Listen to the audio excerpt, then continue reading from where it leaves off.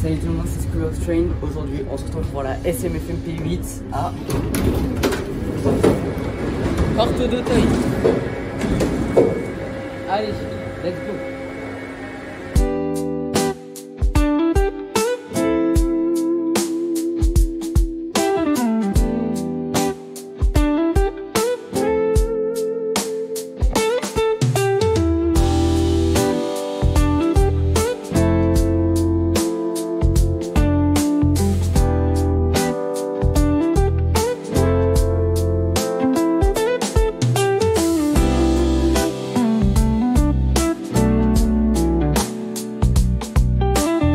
Commençons avec l'histoire.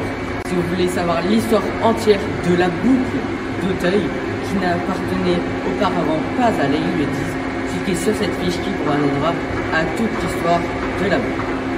L'histoire de cette station a pourtant un statut assez particulier. En effet, cette station était un ancien terminus, jusqu'en 1980, lors du prolongement de la ligne à Boulogne-Comtes-Saint-Cloud. À Porte d'Auteuil, alors qu'il y a seulement qu'une seule voie et qu'un seul sens, tu peux aller non seulement à Boulogne, mais aussi à Gare d'Austerlitz, sans descendre les stations boulonnaises de la ligne. De base, j'avais expliqué le fonctionnement des voies dans une séquence que je n'ai malheureusement pas gardée au montage, car tout ce que j'ai dit était complètement faux. En effet, j'avais dit que toutes les voies étaient en service. Mais c'est faux, il n'y a que ces deux voies qui sont en service, la troisième étant réservée au garage. De base, une desserte assez farfelue était prévue, les soirs de match au Parc des Princes. En effet, les trains arrivaient à Michel-Ange-Auteuil, puis partaient sur la ligne 10 pour aller sur la boucle et desservir la station Porte-Molitor que je galère à faire apparaître.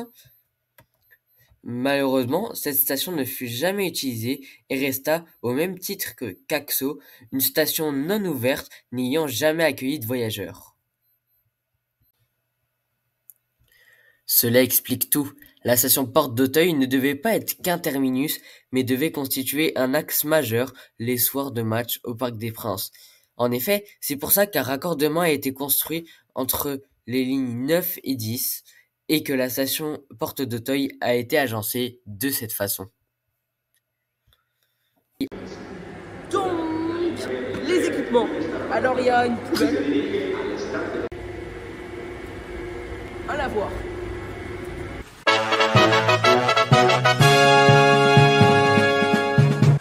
Enfin, plutôt un robinet, quoi. Vas-y.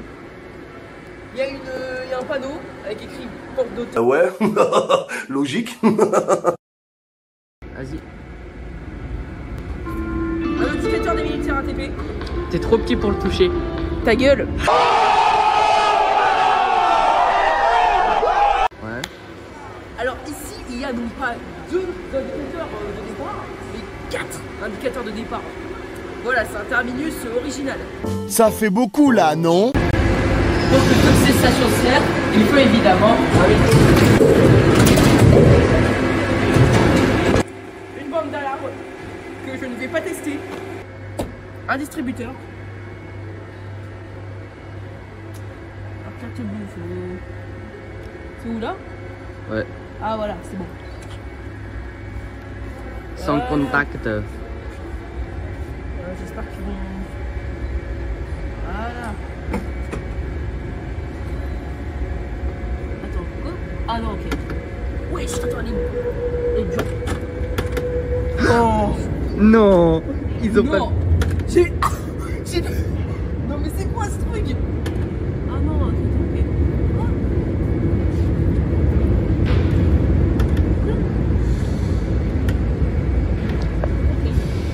Mais en plus, je suis pas le seul, puisqu'il y a d'autres trucs qui sont tombés. Voilà. Voilà, c'était, je viens de me faire pigeonner 1 euro. Hein. Ah ouais, il y a vraiment d'autres. Oui, voilà, bon bah voilà. Alors, ce message On aurait... est pour la RATP. Votre distributeur est totalement pété. Voilà. Remboursez-nous. Remboursez-nous.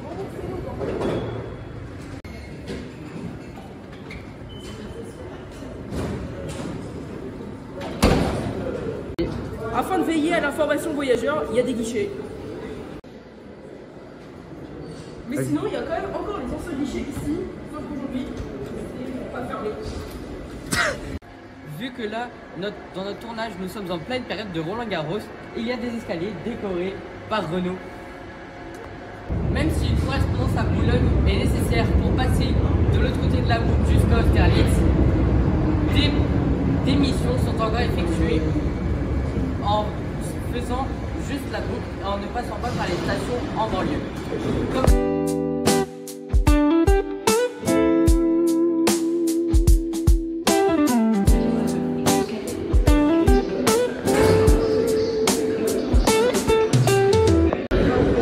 Dans quelques mois, il n'y aura plus des MF67 qui serviront des stations, mais des MF19. Il y a un photomaton, laissez-moi tranquille. Il y a 6 bus qui desservent cette station. Le 32, le 52, le 88, le 123, le 241 et le PC. Et pas l'ordinateur.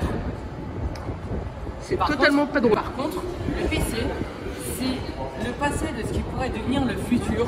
Tram T3B prolongé ici à Porte d'Auteuil. Pour une petite station quand même, elle a pas mal de grands couloirs qui sont quand même vides. Mais comme on dit, même si je suis petit, j'ai une grosse...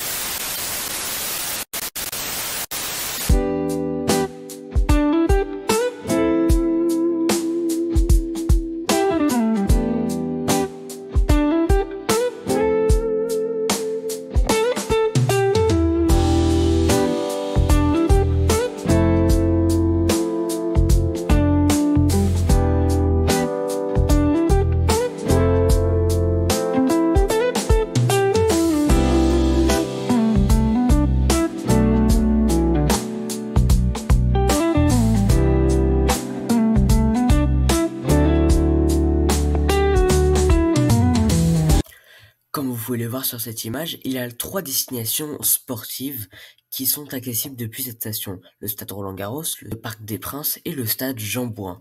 Cette station a donc dû bien servir pendant les JO.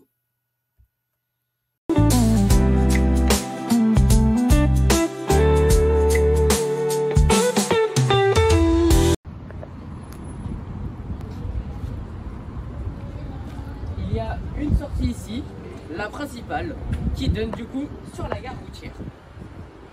Tous les bus que je vous ai présentés dans la séquence d'avant seraient partis sur une assez imposante gare routière pour une station de cette taille.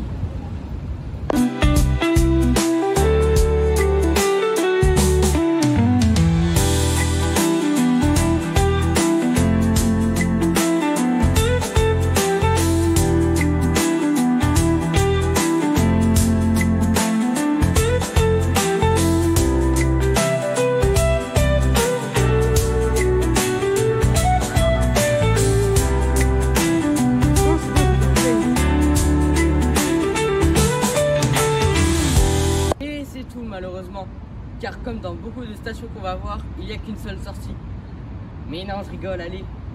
La deuxième sortie, c'est l'hippodrome, qui possède un mât Val d'Homme qui ramène à l'hippodrome. Par contre, l'hiver, de octobre à avril, il y a une navette qui ramène au Cirque Grus, situé à 20 minutes à pied d'ici.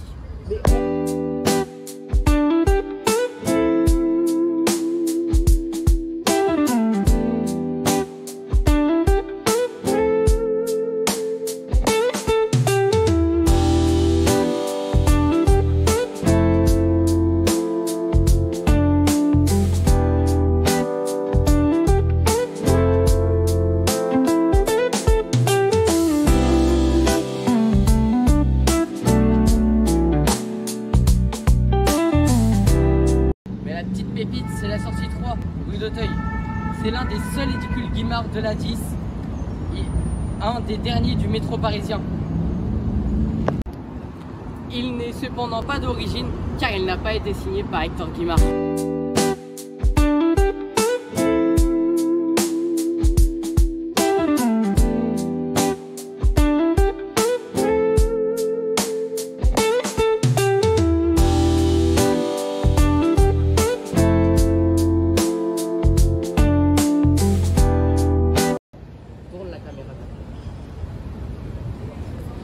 Aux alentours, il y a 7 brasseries. Cependant, elle a quelque chose d'un peu particulier. Jusqu'en 1985, c'était C'était le bâtiment voyageur de la gare d'Auteuil. Et oui, cette innocente gare d'Auteuil reconvertie en bar. Qu'est-ce que c'est triste. Jusqu'à sa fermeture en 1988, la ligne d'Auteuil reliait Auteuil, du coup, jusqu'à la gare du Pont-Cardinet. En 1854, elle a ouvert à peu près dans cette même configuration, sauf que cette fois-ci, un embranchement a été réalisé jusqu'à la gare Saint-Lazare. En 1854, la ligne est intégrée à la Petite Ceinture de Paris, qui fermera ses portes en 1934. La ligne entière d'Auteuil à Pont-Cardinet fermera finalement en 1988 pour créer la ligne C du RER. D'ailleurs, dites-moi si vous voulez une vidéo sur la Petite Ceinture de Paris, même si peut-être d'autres youtubeurs l'ont déjà fait à l'heure où je vous parle.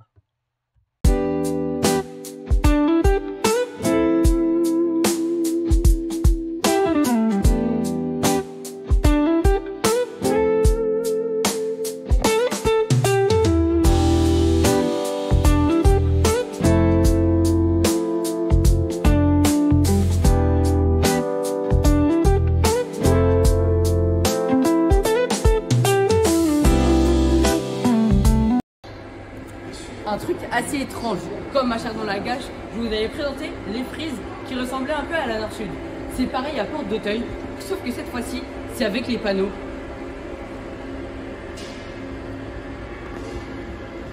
Alors, est-ce que la ligne 8 n'aurait pas été conçue de base comme une ligne Nord-Sud? Ça, je vous laisse me dire votre idée en commentaire.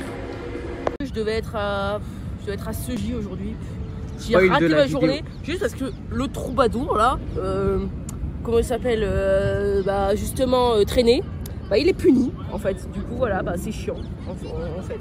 Ah ça va? On tourne une séquence là, on tourne une séquence. Dis bonjour aux abonnés.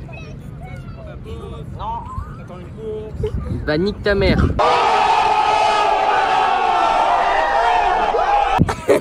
Oh il a une... Oh ça m'aurait pas plu ça. Défends-toi, défends-toi, défends-toi. À présent, les chiffres. En 2024, la station a accueilli 662 304 voyageurs. Je pense que c'est tout simplement parce que la fréquentation de la station ne prend pas en compte les sorties. Or, la station Port d'Auteuil est beaucoup fréquentée par les usagers sortants, notamment en ce moment avec Roland-Garros.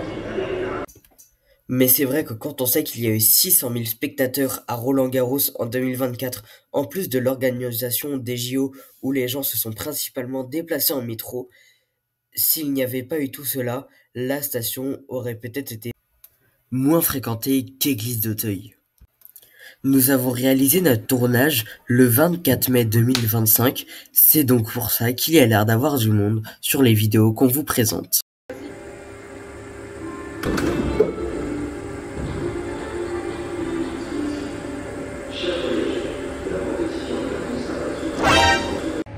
Merci à tous d'avoir suivi cette vidéo avec Histoire de train. N'hésitez pas à vous abonner à ma chaîne, c'est en fiche, je crois que c'est ici, je sais pas.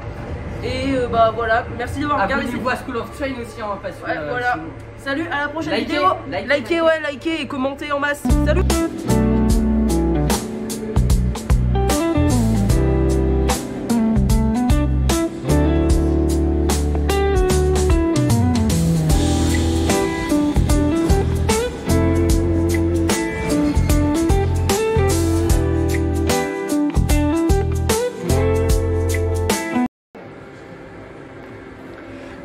Monsieur, vous sortez à la station Porte d'Auteuil. Qu'en pensez-vous? C'est le vide, le néant. C'est horriblement... Je suis horriblement seule. Surtout que je suis seule aussi dans ma vie. Il est célibataire. C'est tellement horrible que je vais remonter dans la rame.